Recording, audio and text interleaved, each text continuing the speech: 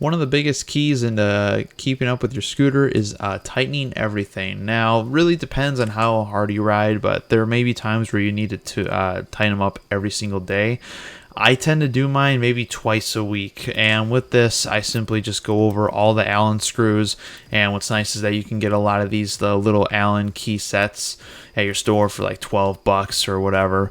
That's what mine were. As you can see, I'm switching over to the Toursor E8 Pro, going through all of those.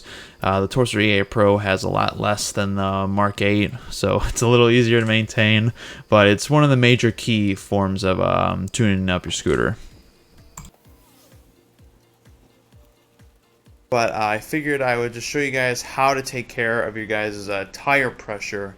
I've noticed mainly on the Toursor on my last ride I did, and I was recording something with one of my buddies, and he noticed when I drove by on my street that my tire was making like a brum, brum, brum, brum noise, and that usually is a sign of a low tire.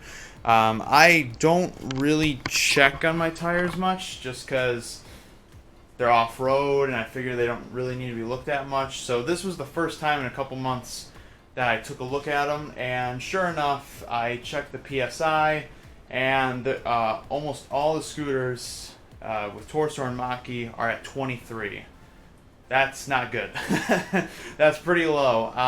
I don't blame the Toursor. I took this scooter off-roading a couple weeks ago, so I don't blame it for that. And actually my suspension, I had to adjust one of the bolts just because they came loose when I was riding. You know, nothing dangerous, but just, you know, came loose in general.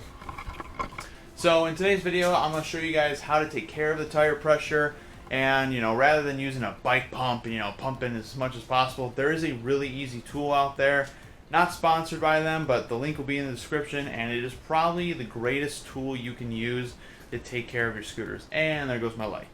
So this is a Xiaomi M365 tire pressure pump.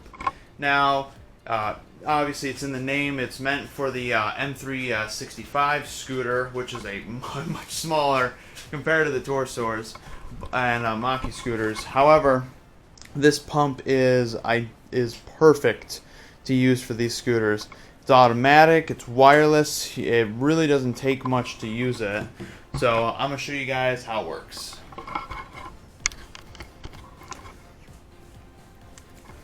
So obviously what you want to do, I already did the front tire, but I'll go ahead and show you how to do it for the rear tire here. What you're going to want to do is locate your valve, which mine's right here. Take off the cap that comes with it. Next, we're going to turn on the tire pressure pump. Usually I just plug it in and plug it back out. So then we're going to take it out. That turns it on. So tire pressure varies in these. I talked to Vu, and he says he set his to 35 in the front and 40 in the back. But that's all dependent on weight.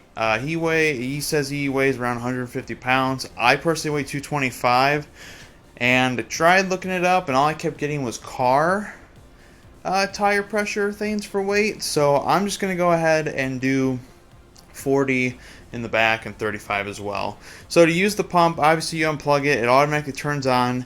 The middle button is what's going to activate the pump. However, we need to set the PSI. So you're going to hit the up button here.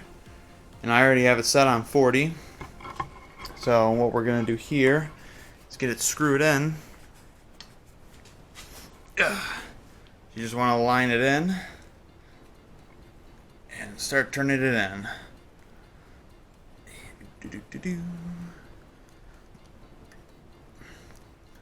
Doesn't need to be the most tightest thing ever, just make sure it's in properly. So here it'll show us the PSI. So this one is at 23, but it's already set for 40. And go ahead and hit the middle button.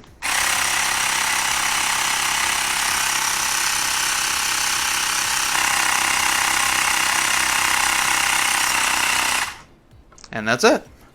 So then obviously you just gotta take it off when it comes off. There we go. And put your cap back on. So you can see how much easier that is compared to using a bike pump. The pricing on it, I paid around 55 bucks for mine, which, you know, is kind of steep, but if you're looking for the best pump to use, that's definitely the one. But yeah, I've noticed now with the scooters and with the Toursor, when I put it on the ground, it wasn't making the squeaking noise anymore. I know this is basic stuff, but just figured I'd show you guys a quick video on how that works. I know you guys might be asking, where's the Q&A video? It's in the work, but hopefully this helps, and I'll see you guys in the next J&M Productions video.